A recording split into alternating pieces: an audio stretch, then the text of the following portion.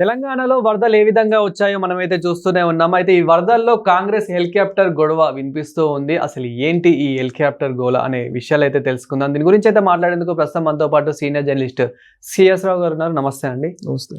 Sir, Congress నుంచి ఈ మధ్య కాలంలో ఈ హెలికాప్టర్ గొడవ వినిపిస్తూ ఉంది. అసలు ఏంటి ఈ హెలికాప్టర్ గోల ఏంటి? ఇప్పుడు జనరల్గా ఏంటంటే ఏ రాష్ట్రానికైనా ముఖ్యమంత్రి హెలికాప్టర్ను వాడుతూ ఉంటారు, మనకు కనిపించేది. ఇంకా ఆయనతో పాటు ఎవరైనా పోయే పని అయితే కనుక ఆయనతో ట్రావెల్ చేయొచ్చు ఆ సీటింగ్ కెపాసిటీని బట్టి.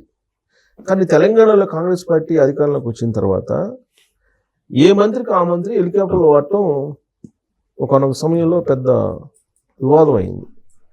ఆ సందర్భంగా ఇండైరెక్ట్గా మంత్రులకి సూచనలు చేస్తూ రాష్ట్రం యొక్క ఆర్థిక పరిస్థితి బాగాలేదు, తానే ఢిల్లీ వెళ్ళేటప్పుడు కానీ లేదా ఇతర ప్రాంతాలకు వెళ్ళేటప్పుడు కానీ నేను డొమెస్టిక్ దాంట్లో వెళ్తుంటాను, బిజినెస్ క్లాస్లో వెళ్ళను, నేను మామూలు దాంట్లో వెళ్తుంటాను, ఫ్లైట్లో కూడా నేనే ఖర్చులు తగ్గించుకుంటున్నాను, హెలికాప్టర్ కూడా వీళ్ళనంత తక్కువగా వాడుతున్నానని చెప్పాడు. అంటే ఇండైరెక్ట్గా అప్పటి వరకు హెలికాప్టర్ వాడినటువంటి ఉత్తమ్ కుమార్ రెడ్డి గారికి, బట్టి విక్రమార్క గారికి, కోమటిరెడ్డి వెంకటరెడ్డి గారికి ఒక హింట్ ఇచ్చాడు అనమాట ఆయన ఇండైరెక్ట్గా.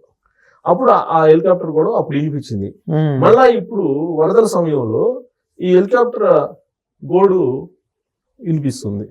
ఏంటంటే సోషల్ మీడియాలో వైరల్ అవుతుంది ఒక వీడియో. సీతక్క కన్నీళ్లు పెట్టుకుంటుంది, ఎమ్మెల్యే ములుగు మంత్రి, ఆవిడ కన్నీళ్లు పెట్టుకుంది. హెలికాప్టర్ ఇవ్వమంటే రాష్ట్ర ప్రభుత్వాన్ని ఇవ్వలేదు సకాలంలో. హెలికాప్టర్ ఇచ్చినట్టయితే కనుక నేను కొంతమందిని ఆదుకోగలిగి ఉండేదాన్ని, నేను ఆదుకోలేకపోయాను, కాలనీలు మునిగిపోయినాయి గిరిజన ప్రాంతాల్లో అని చెప్పి ఆవిడ గోడు వెళ్ళబోసుకుంది ఆ వీడియోలో. మరి ఆ వీడియో కరెక్టా కాదా అనేది కొంత అనుమానమే. ఎందుకంటే ఇప్పుడు సోషల్ మీడియాలో ఏదైనా ఒక వీడియో వస్తే కనుక అది నిజమా కాదా అనేది నిర్ధారించే లోపలే ఈ గాసిప్ వెళ్ళిపోతుంది. సో అది సీతక్క మాట్లాడినటువంటి మాటలు అయితే క్లియర్గా కనిపిస్తున్నాయి. ఆవిడ కొంత కన్నీళ్ళు పెట్టుకుంటూ నాకు హెలికాప్టర్ సకాలంలో ఇవ్వలేదు, హెలికాప్టర్ ఇవ్వమని చెప్పి అడిగాను కానీ హెలికాప్టర్ పంపించలేదు నాకు అని చెప్పి ఆవిడ మాట్లాడుతున్నటువంటి మాటలు అయితే నేను చూశాను. కానీ ఈ ఆర్టిఫిషియల్ ఇంటెలిజెన్స్ యుగంలో అది కరెక్టా కాదా అనేది మాత్రం డౌటే. అది కరెక్టా కాదనేది నిర్ధారించాలి. కాకపోతే అది మీరు చూస్తుంటే కనుక నిజమే అనిపిస్తుంది. పైగా ఇంకోటి ఏంటంటే ఈ వరదలు వచ్చినప్పుడు ఆవిడ ఎమ్మెల్యేగా ఉన్నప్పుడు కానీ మినిస్టర్గా ఉన్నప్పుడు కానీ మిగతా అందరికంటే కూడా ముందు వెళ్తూ ఉంటారు బాధితులను ఆదుకోవడానికి. సీతక్క ఆవిడ బ్యాక్గ్రౌండ్ అడవుల్లో నుంచి వచ్చినటువంటి బ్యాక్గ్రౌండ్ కాబట్టి ఆవిడకి ఈ వరదలు లేకపోతే ఈ ప్రకృతి వైపరీత్యాలు వీటికి భయపడేటువంటి లేడీ కాదు. సో కాబట్టి ఆవిడ ఇలాంటి ప్రకృతి వైపరీత్యాలు సంభవించినప్పుడు, వరదలు వర్షాలు వచ్చినప్పుడు ఆవిడ ముందుని బాధితులను వీలున్నంత వరకు ఆదుకోవాలి, ప్రాణ నష్టం లేకుండా చేయాలి, వాళ్ళకి ఇబ్బందులు ఉంటే వాటిని ఇమీడియట్గా తీర్చాలి. అలాగే నీటిలో ఎవరైనా చిక్కుకుంటే కనుక వాళ్ళని ఇమీడియట్గా శిబిరాలకు తీసుకురావాలి, ప్రత్యేక శిబిరాలకు తీసుకురావాలి అనేటువంటి ఒక తపన ఉంటుంది ఆవిడకి. బహుశా ఆ తపనతోటి హెలికాప్టర్ పంపించండి, ఇక్కడ ఒకేసారి ఇక్కడ క్లౌడ్ బర్స్ట్ జరిగింది, వరద వచ్చేసింది, వీళ్ళందరినీ కాపాడాలి అని చెప్పి అడిగి ఉండొచ్చు. కానీ రెస్పాండ్ కాలేదు, అందువల్ల నష్టం జరుగుతుంది, కొంతమంది ఇరుక్కుపోయారు, ఇంకా కూడా నీళ్ళలో ఉన్నారని చెప్పి ఆవిడ కన్నీళ్ళు పెట్టుకుంటూ మాట్లాడుతున్నారు.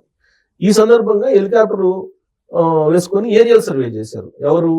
ఉత్తమ్ కుమార్ రెడ్డి గారు, తర్వాత రేవంత్ రెడ్డి గారు ముఖ్యమంత్రి హోదాలో వీళ్ళు ఏరియల్ సర్వే చేశారు హెలికాప్టర్లో. ఇంకొకటి హెలికాప్టర్ ఆయన తెలంగాణ ముఖ్యమంత్రి హెలికాప్టరు అది ఎంతవరకు నిజము అనేది నిర్ధారించుకోవాలి సోషల్ మీడియాలో. మరి ఇది బీఆర్ఎస్ పార్టీ వాళ్ళు చేస్తున్నటువంటి బ్యాడ్ ప్రాపగాండా లేదా నిజమా అనేది కాంగ్రెస్ పార్టీ వాళ్ళు చెప్పాలి. కాంగ్రెస్ పార్టీ వాళ్ళు రెస్పాండ్ కావట్లా. దాంతో సోషల్ మీడియాలో వైరల్ అవుతున్నటువంటి న్యూస్ నిజం అనుకుంటున్నాం. ఇప్పుడు తెలంగాణ ముఖ్యమంత్రి రేవంత్ రెడ్డి గారు వాడేటువంటి హెలికాప్టర్ బీహార్లో కనిపించింది, బీహార్ ఎన్నికల ప్రచారంలో. అది ఇప్పుడు ట్రోల్ చేస్తున్నారు. ఎవరు? కొంతమంది ట్రోల్ చేస్తున్నారు. దాని వెనక ఎట్లాగో బీఆర్ఎస్ పార్టీ ఉంటుంది అనేది సహజంగా మనం భావించడానికి అవకాశం ఉంటుంది. ఇప్పుడు బీహార్ ఎన్నికల్లో తెలంగాణ ముఖ్యమంత్రి హెలికాప్టర్ ఎందుకు ఉంది? ఇక్కడ వరదలు ఉన్నాయి కదా, ఈ వరదల్లో కదా బాధితులను ఆదుకోవడానికి ఉండాల్సింది, ఇక్కడ ఎందుకు ఉంది అని చెప్పి సోషల్ మీడియాలో ఇంకొక వీడియో వైరల్ అవుతుంది.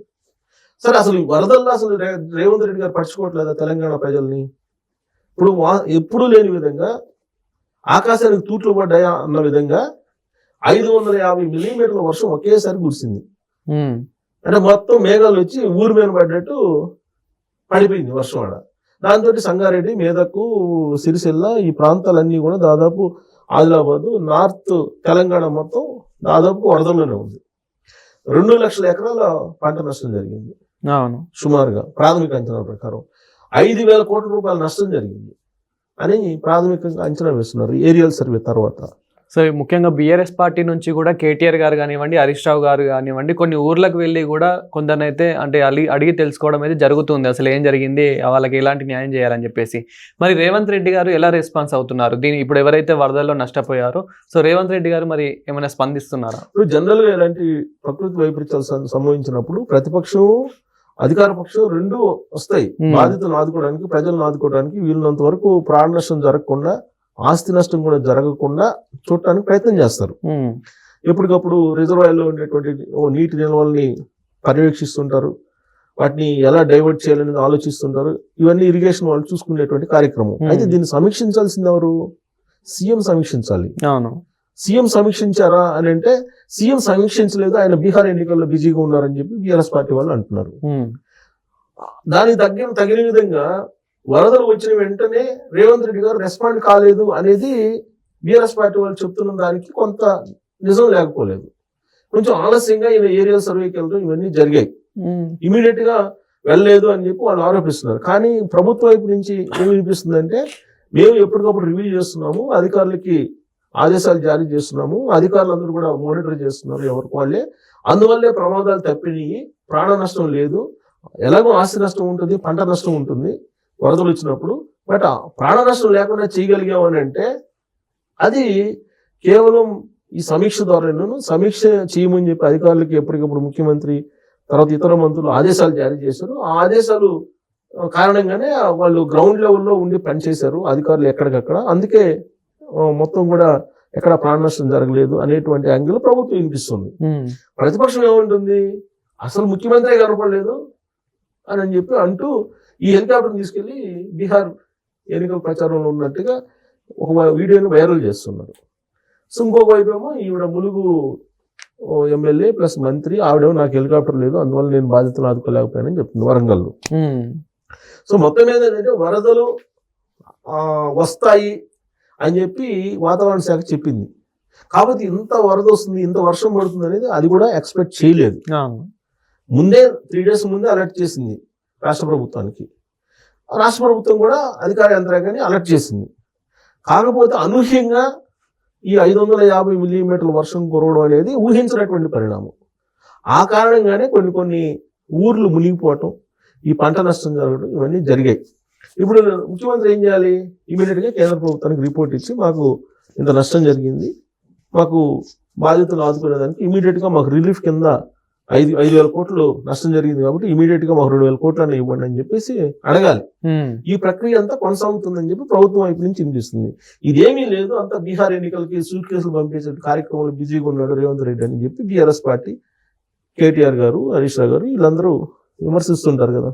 సో సహజంగా వాళ్ళు కూడా గ్రౌండ్ లెవెల్కి పోయి వాళ్ళు చేసే పని వాళ్ళు చేశారు. బట్ వరదలు ఇప్పుడు వచ్చినవి రాజకీయ రంగును పులుముకున్నాయని చెప్పి చెప్పొచ్చు. Thank you sir.